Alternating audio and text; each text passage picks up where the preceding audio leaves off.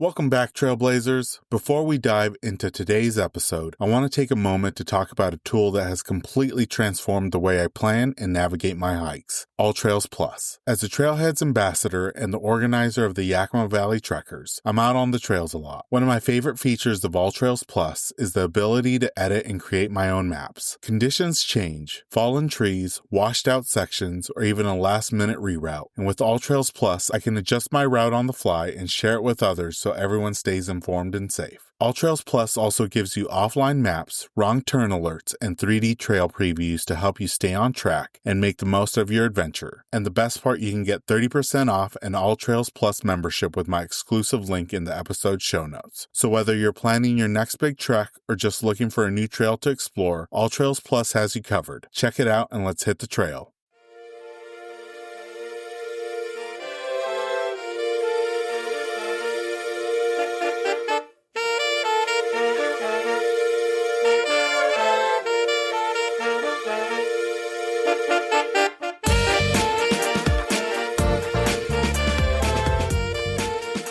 Welcome to Season 12 of the Hikes and Mics podcast. I'm your host, Ivan, and each week we're hitting the trail through conversations with extraordinary hikers from across the United States and beyond. Fall is one of those magical times to be outdoors. The air is crisp, the trails are lined with golden leaves, and every step feels like an invitation to slow down and soak in the season. This year, I've had the privilege of sitting down with hikers who bring the same richness to their stories. From through hikers reflecting on lessons learned to everyday adventurers chasing larch season and finding peace on quiet trails, their voices remind us that the outdoors isn't just about reaching summits. It's about connection, reflection, and discovery. So lace up your boots, grab your favorite warm drink for the trail, and get ready. Season 12 is here, and the conversations ahead are as colorful as the fall landscapes we love. This week we're joined by Kathleen, an adventurer and women's vitality alchemist who hit the road solo in her van Blondie to rediscover purpose, confidence, and joy. We explore the freedom of van life, the wisdom found on the trails from Monument Valley to the North Cascades, and why it's never too late to reinvent yourself and chase what lights you up. Without further ado, let's jump into this episode with our guest, Kathleen.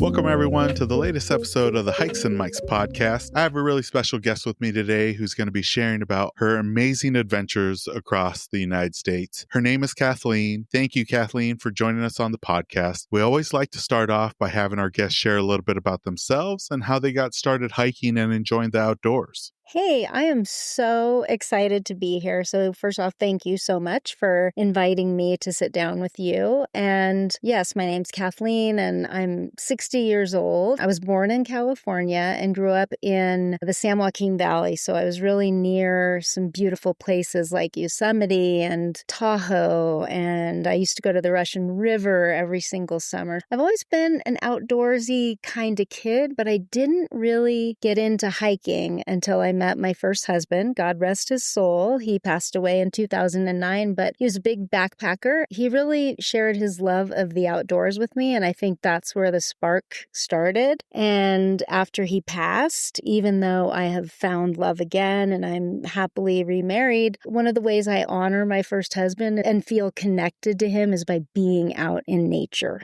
And I'm really looking forward to speaking about some of the specific adventures you've had. I think one thing that instantly caught my attention when I went to your profile is your profile handle, Women's Vitality Alchemist. What inspired the profile and this journey that you've been on? That's a great question. And it was a journey to actually get to that handle and to get to that identity. And first I had to have an identity crisis, really. I'm a functional nutritionist by trade, but first and foremost, my number one purpose and mission in life was always to be a domestic goddess, wife extraordinaire, raise good humans. Like I always knew I wanted to do that. And I did that. And then unfortunately, I kind of thought, thought, oh, my next phase of life is going to be all about adventure and travel with my husband. But my husband is fake retired. And what I mean by that is he doesn't run a company anymore, but he still has major passion and purpose in helping others and sitting on boards. And he was doing all these things, and it was magnifying my lack of purpose, if you understand that. So I really had to sit down and decide,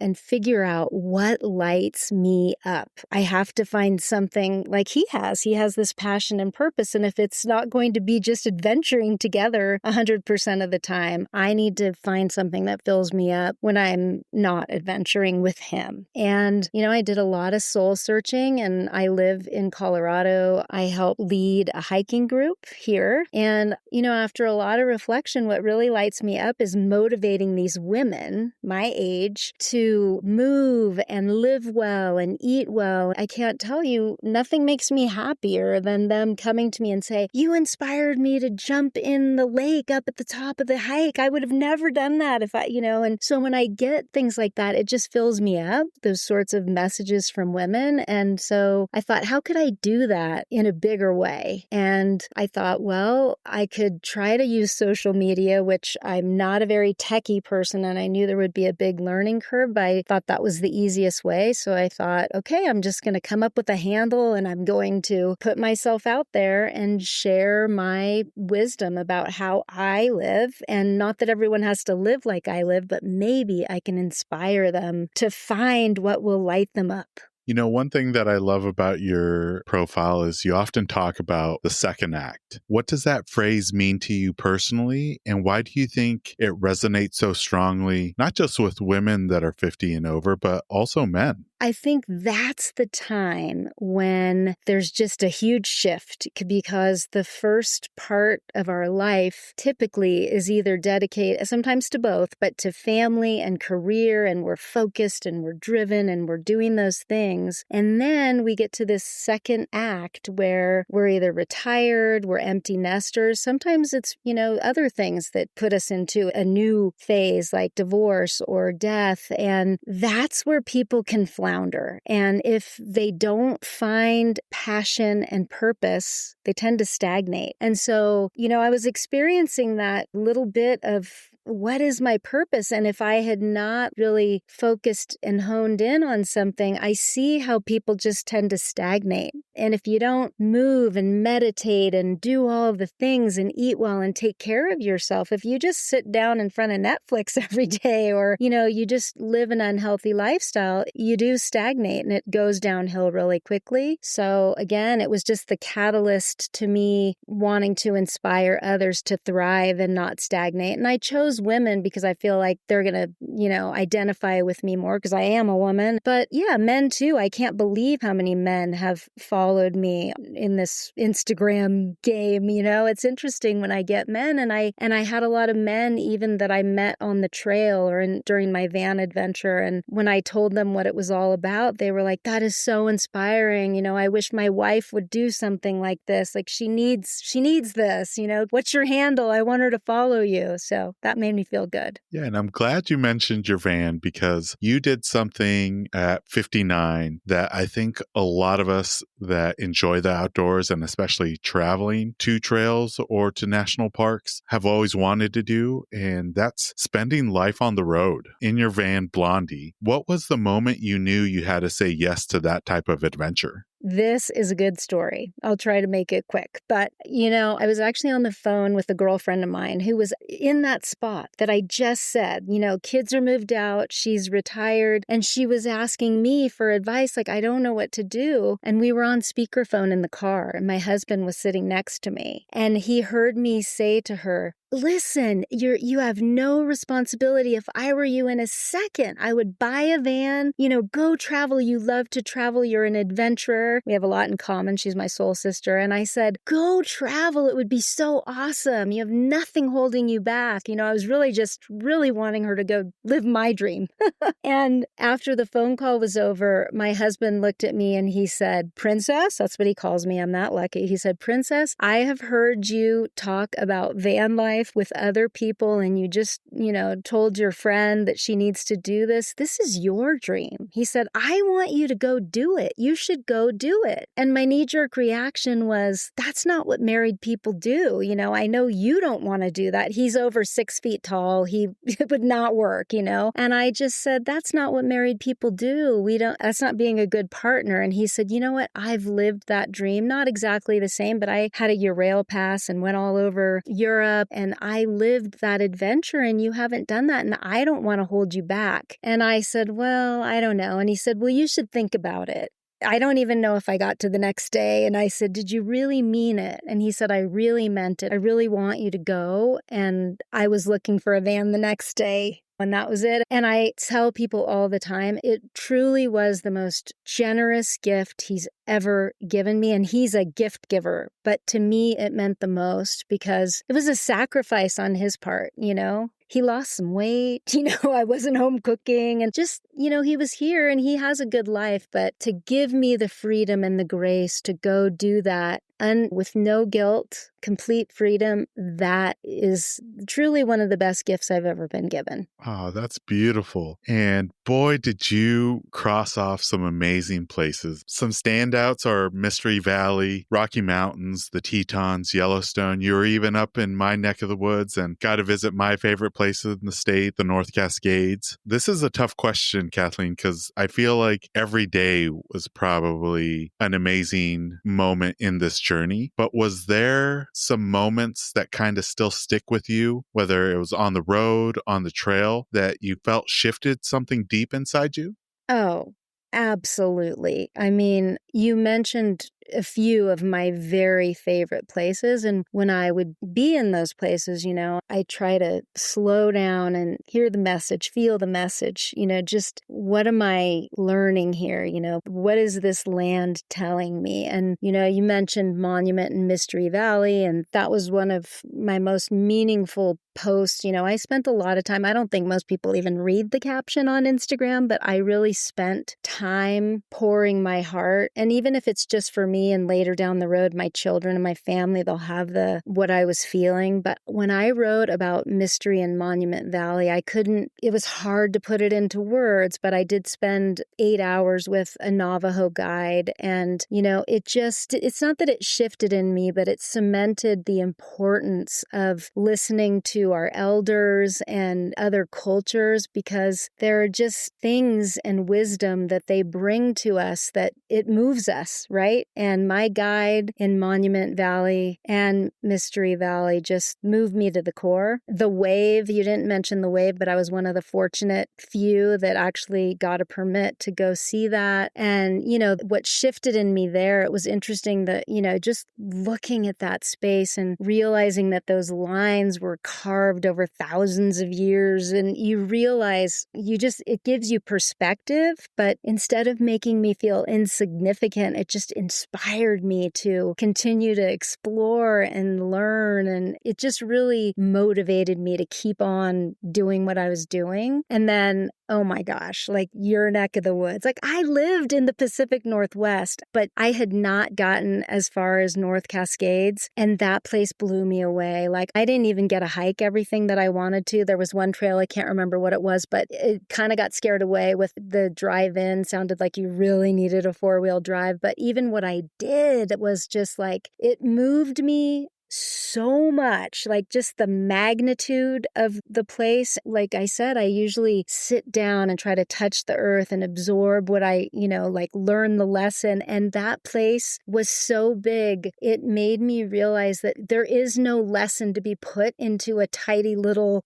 phrase or something. Like it's just felt like you have to just absorb it and feel it. And that's what I felt in North Cascades. And I cannot wait to go back. When people ask me, were there places you want to go back? That's where I want to go back. So lucky you, because you live there. Yeah, that warms my heart. Anytime somebody mentions the North Cascades, because, for a long time, it was one of the least visited national parks in our country, which blows me away that that's even possible. But really glad that you were able to experience it. And hopefully you can make it back, whether it's... Oh, there is no hopeful. I will be back for sure. Yeah.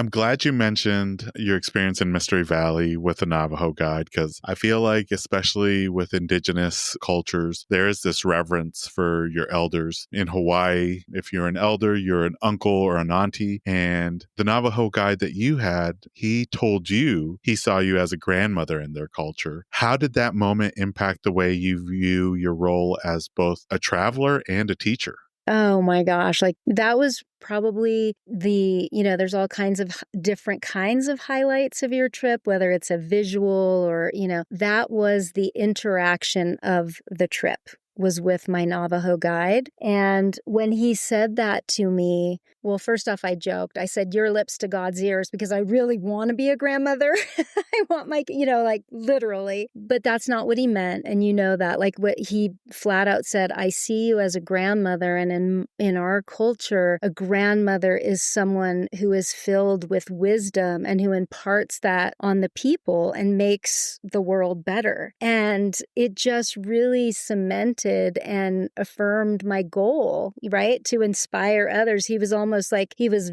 validating who I am and what I'm trying to do. And coming from someone so wise and after 8 hours who I respected so much, it was like there was nothing better, right? Like I almost cried, and I carry that with me. And, I think about that all the time. In fact, I was just at a big festival or gathering where it's all about making the world a better place. And we did this prayer meditation, and we were supposed to visualize, alchemize, and then just like try to create this reality that we want. And the guide was saying, visualize what you want most. And of course I said, grandmother, I want to be a grandmother. And I'm visualizing that. And in this prayer, I got the message again, you already are a grandmother. Be patient. The other kind of grandmother will come, but you are a grandmother. So I guess what that interaction did for me is just gave me validity that,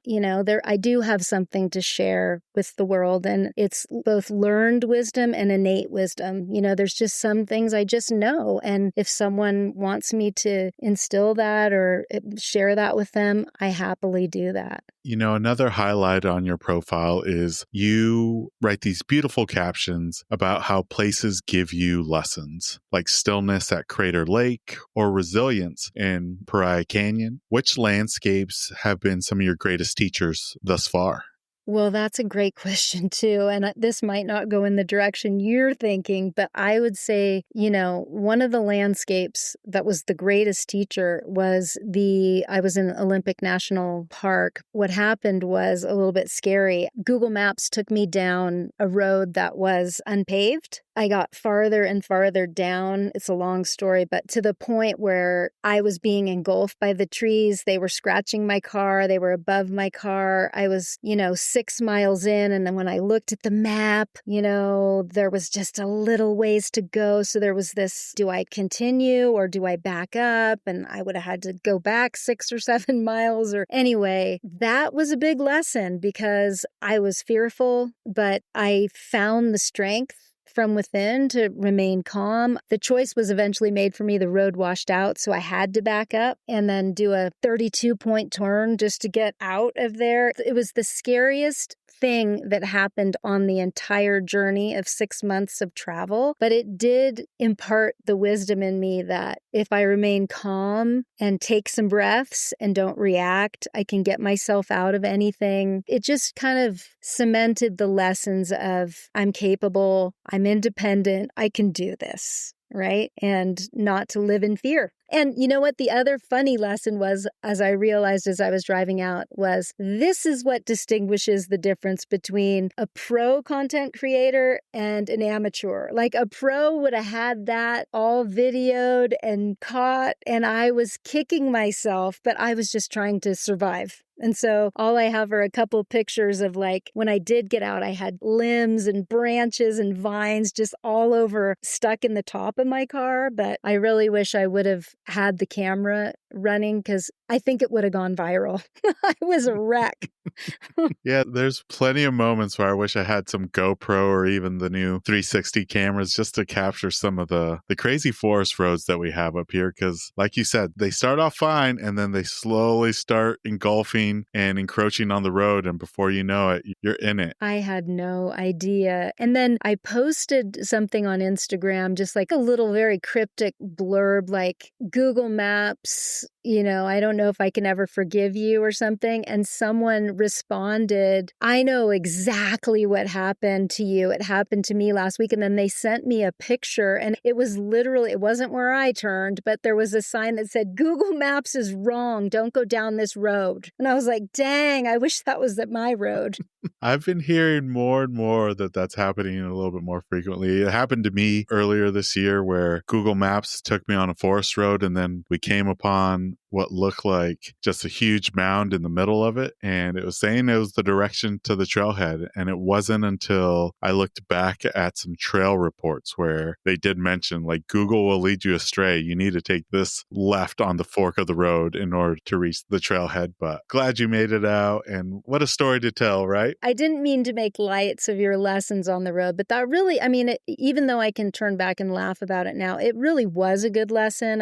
It really did instill courage in me and, confidence and all the things. It just, at the time, it was awful, but it was a great lesson, honestly. Yeah. And I think the whole van life journey taught you so many things. And I think a lot of us gravitate towards wanting to do something like that for the freedom that it gives you. But, on the flip side, you do have to deal with some limitations when it comes to van life, like living with less space. What were some of the biggest lessons do you think that you've learned through that van life experience that maybe people might not necessarily be aware of? The living with less was not a problem for me. By nature, I'm a minimalist. I like small spaces. My mind is freer when I don't have a lot of clutter, and I kept the van very tidy. And so it wasn't the living with less that was tough, but, some of the difficult things that I had to get used to was, I had an outdoor shower. So that's not always convenient. Laundry, you don't have the convenience of a washer dryer, things like that you take for granted at home that you don't have. But I'm just being honest. For me, it was not a lot of sacrifice and it was easy. I liked the lifestyle. Honestly, I really did. And when you're alone and you're not worrying about, do I stink? Like, you're not really worried about, like when I'm with my husband, of course I want to smell nice. But when you're by yourself, you're less concerned about, of course I would wash up, I have running water in the van and hot water and all the things, it's not like I was dirty, but you're just a little less concerned when all you have to worry about is being okay with yourself. You don't have to be concerned about being considerate of others. So it's a lot easier in a small space when you're just worried about yourself. Yeah. And I think you could probably provide a really great insight on folks that are interested in van life or even just solo travel. I think it could be very daunting for a lot of people that haven't solo traveled to take those first steps because a lot of the internet and maybe even friends and family do kind of plant that seed of, is it safe? I got so much of that. Like, aren't you afraid? And are you going to carry a gun? And are you going to, so many questions. And first of all, I always said, well, I choose not to live in fear. I don't go cavalierly. Like, I definitely take safety precautions. And I had many safety precautions that I did every day. But I will not live in fear because if you're living in fear, you're not really living, right? But for the people who just want to get their feet wet, they don't have to go out like I did for 6 months. I always encourage people. I got a lot of private messages, I want to do this, but I'm afraid. Or, how do you book all your like everybody has a million questions. And I say, don't get bogged down by the fear or trying to answer all the questions. You can even start small. If you want to travel in a van, first book a campsite for a weekend and go solo and see how you do. And then if that feels good, try going and camping on national forest land where you find find the site and it's free and see if you feel comfortable with that. And then if you do, maybe spend a little more time in a national forest or BLM land. There's ways to break yourself into it. For some people, going to the movies by themselves is a little frightening. So you have to meet people where they are. And that's what I try to find out is like, well, what do you do by yourself? Some people have never hiked alone. And so, I'll talk to them about safety precautions that I take. I would never hike alone without All Trails Pro, the paid version. It has saved me so many times. I download that map before I go. And if I get off trail, it pings me. And believe me, I get off trail occasionally. And, my rule is never to try to find the trail where I'm off. It's to literally go backtrack all the way to where I got off, get back on trail. So, I just try to meet people where they are and see, try to make suggestions appropriate to where they are. I love that. And I love that you mentioned the going to the movies alone, because another thing I think that there's this like weird social stigma of eating alone. And it really didn't strike me until the last couple of years when I'm traveling, especially solo traveling. I have no issues eating alone at a restaurant. But when it comes to being back at home, it's something that I wasn't doing that often. And sometimes just doing those small things like going to the movies by yourself, going and having a meal by yourself, it eases you into more possibilities, I guess. That's one of the things, especially ladies, again, getting lots of private messages, how did you land on this, that this was what you wanted to do? I want to find what lights me up, but I'm not sure it's that. I'm not sure it's what you're doing. And I say, I read this book called, I think it's Never Too Late to Begin Again. And she recommends a few things. And one of the things that she recommends is taking yourself out on a date once a week, just to by yourself. You can't invite somebody else to come with you, but taking yourself out on a date, something that interests you, an art museum, a cooking class, going to an art store and just perusing the art supplies, like just trying to kind of spark your interests, right? So that enough is a little scary for some people, just taking themselves out on a date, but it's so educational and helpful and good for our hearts, right? And Kathleen, you mentioned the nutritionist background, and I love your post about nourishing meals and thanking your body daily. How do you approach wellness while traveling, whether it's physically, emotionally, or spiritually? I basically lived the same life in my van that I do here, with one exception. So I did fall short on one account. I had high hopes. So obviously the main things when I explain living with vitality is, the basics for every day is movement, prayer, meditation, nutrition, gratitude, all those practices, right? In the movement category, I got plenty of that, but I really had hoped. I bought some weights, some hand weights that, were adjustable. That's a big part of my wellness program is, as you age, you start to lose muscle. So I really implore women to, you can't outrun your fork, but you got to maintain the muscle. And so it was really important to me. I thought, I'm going to lift, I'm going to hike. And I didn't lift as much as I should have or I wanted to. But I tell you, I'd go out and hike 12, 15 miles some days. And I was just beat when I got back. And I didn't do that. But the other things, every day I sent up my gratitude, wrote in my journal, prayed and meditated. I always fueled my body well. It's a non-negotiable for me. And I always moved. So those are key components, in my opinion, that have helped me to stay healthy. And I think everyone needs to have those practices. You mentioned having a supportive partner that helped you chase your dreams, and you've also shared about adventures with your kids. How has your family responded to seeing you chase these dreams in this season of life? It's been so amazing. Like that was another post that when I wrote the caption, I was like in tears. It does my heart so good to know that my kids, at the beginning of their life saw me as mom and cheerleader, but they see now that I am still chasing dreams and I'm still evolving and I'm still learning. And I think that's imperative for living with vitality. They're learning by example. And so, when I wrote that post, I was crying saying, I hope that, when I'm gone, they'll just remember and live by my example, and be proud. They have told me that they're proud of me, and they tell me, oh my gosh, you hike better than my friends. Like, you're so,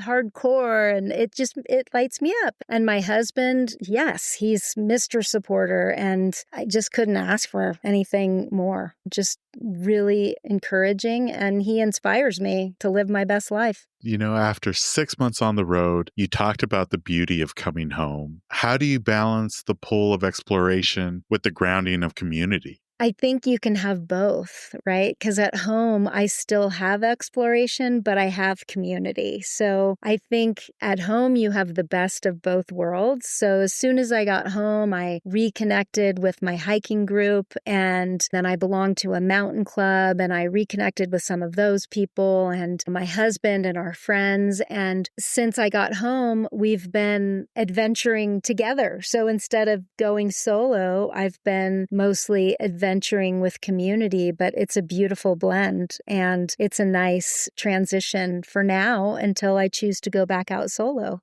You already mentioned encouraging a friend to explore van life, and you've also said that you want women that are 50 plus to know it's not too late to dream big. What fears do you hear most often from women or the community, and how do you encourage them to step past those barriers? We live in a fear-based society. I really believe that. And so I don't blame someone when they lead with fear, but I try to just be very loving in my response and remind them that we should do things that scare us a little bit, but we shouldn't be scared out of doing things because something might happen to us. Because typically, just doing something takes away the fear. I just try to respond with love and then give them ways to feel more comfortable in doing things like hiking solo. So, we'll talk about planning a route, letting someone know which trail you're doing, having a fail-safe, letting them know when you get back. And so, just letting them know that there can be systems in place. And even though you're on the trail alone, someone knows where you are and will look for you if you don't come back.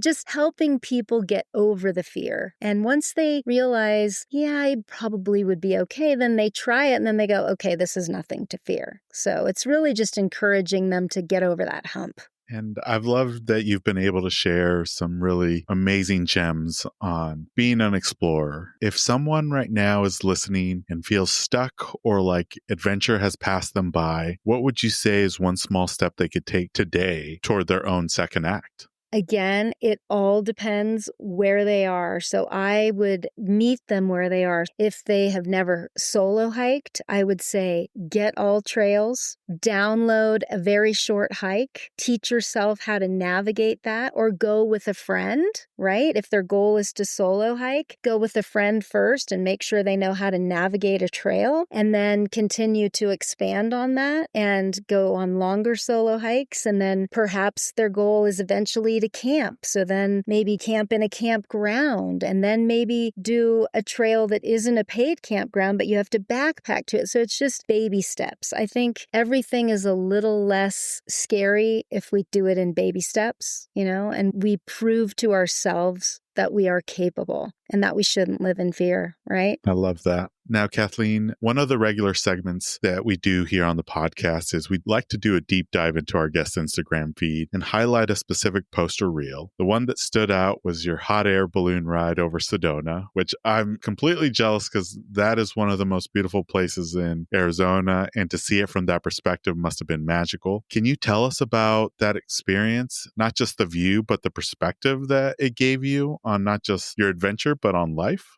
This is such a great transition. Like, you couldn't have planned this any more perfectly because it just encapsulates everything I just said in the last question. But this was not my first balloon ride. So this was my second balloon ride. My first was in Spain, and we did this family, beautiful ride. Oh, it was gorgeous. I was scared out of my wits. I don't scare easily, but I was kind of letting my mind get the best of me. And I was just thinking that basket can't be that safe. And I don't know. But isn't that funny? You do it once, you don't let fear stop you. And you get over that hump. And I have to say that the Sedona, it never even crossed my mind because I had such a great experience in Spain that I didn't even think twice about it in Sedona. But while I was up there, I did have a flashback to Spain and kind of chuckled to myself about how far I've come. Like, it was years ago, but I was afraid. And here I am now solo traveling in a van. And I decided to go up, without family, just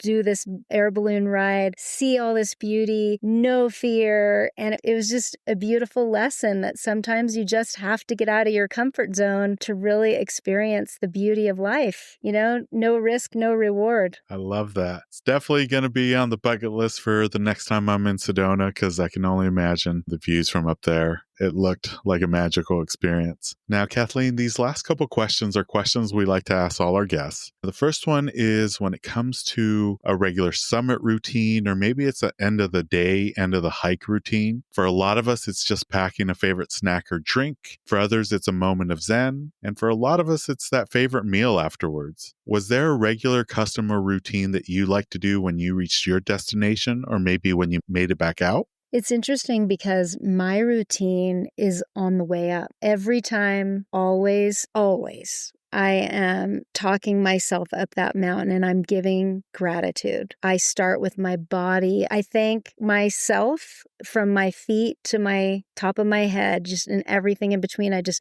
thank you for my feet that carry me up this mountain and my strong legs that I used to think were too big and stocky. And now I just love them and appreciate them, to my strong core, to my heart, to my lungs. I literally thank my whole body and, just I'm filled with gratitude that I have the health and the strength to do what I'm doing, first of all. And then I thank the universe for my freedom, my ability to travel where I want and my resources and my time. Like, I'm just giving up gratitude the whole way up. And then I know this is going to sound a little woo-woo, but I thank the trees and I thank the bird song and I just give it up. This is my life. And then when I get up to the top, what I love most, you probably can see on my feet, is I love a good lake hike. And I typically go in, no matter how cold, I will take a plunge. So that's my ritual. And I usually just sit on the ground and try to soak up the energy of the earth. And this next one, I'll give you two options because I think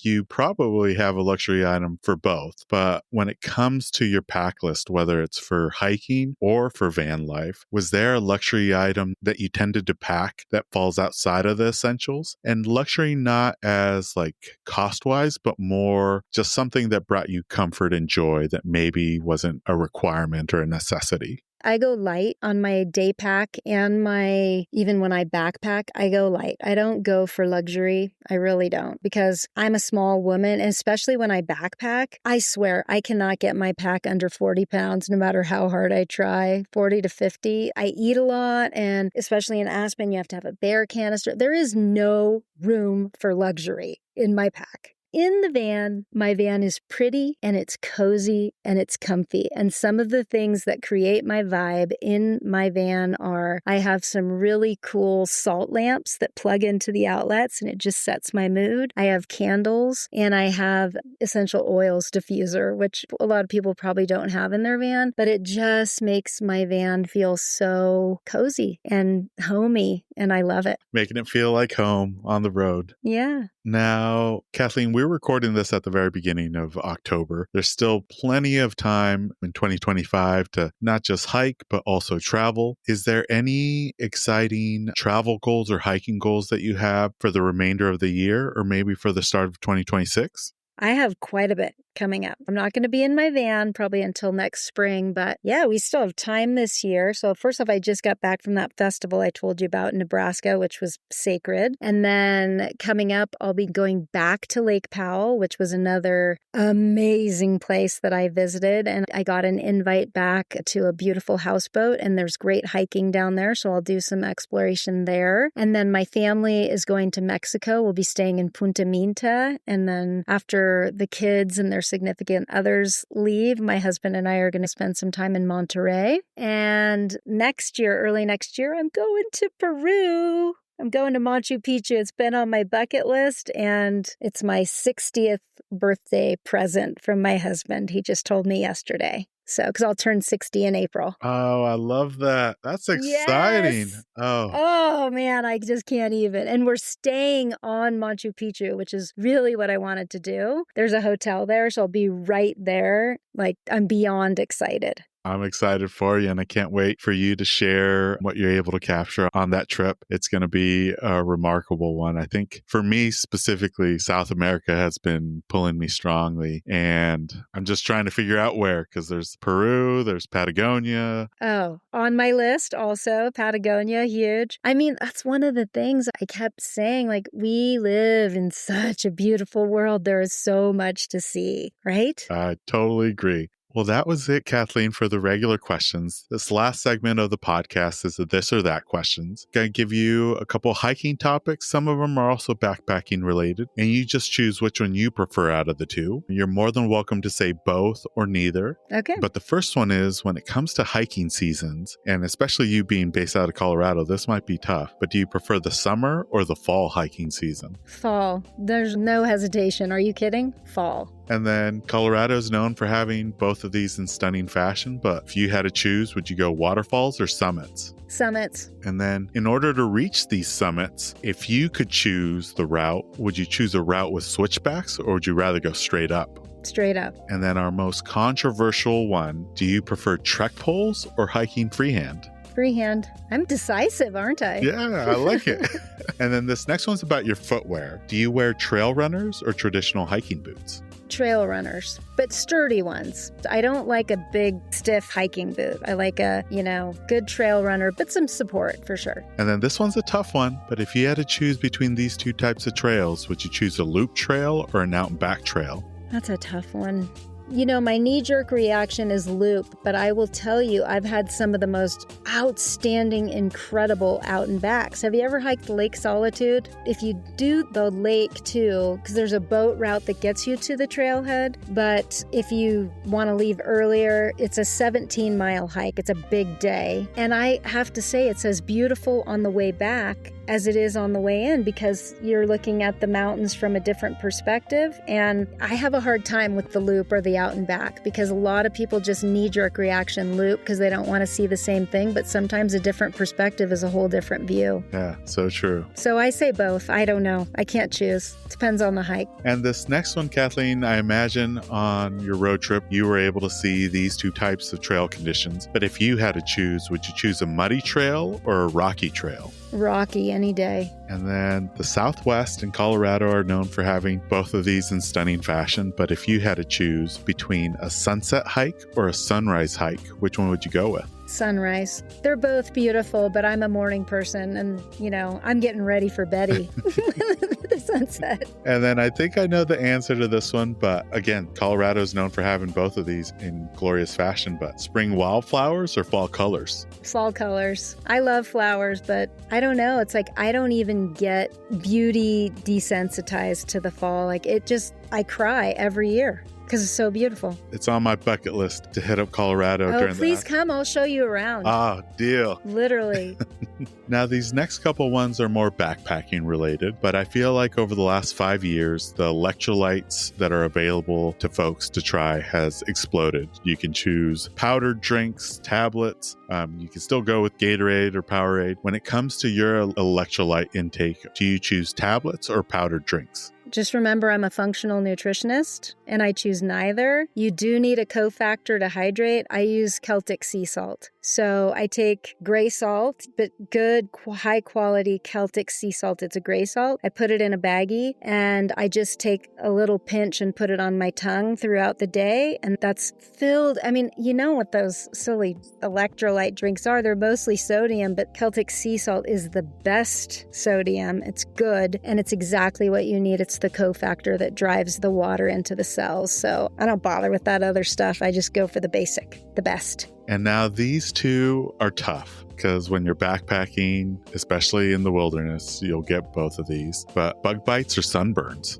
I would take a sunburn any day over a bug bite because mine are amplified by 100 with the bug bites. So I'd take a sunburn. And then this next one is about trail hazards. But if you had to choose, would you go with a stream crossing or a snowfield traverse? I like a good stream crossing. You mentioned this already, but when it comes to your pack list, are you an ultralight or are you carrying luxury items? Ultralight. Well, that was it, Kathleen, for the this or that questions. If folks want to follow your journey both online and on social media, where are some of the places they can find and learn more about your journey and your experiences? The best place is on Instagram at Women's Vitality Alchemist. I have a Facebook Women's Vitality Alchemist, but I don't post as regularly and I don't cross-post. And I also have a personal Facebook page where I do post adventures, and it's just my name, Kathleen Ellman.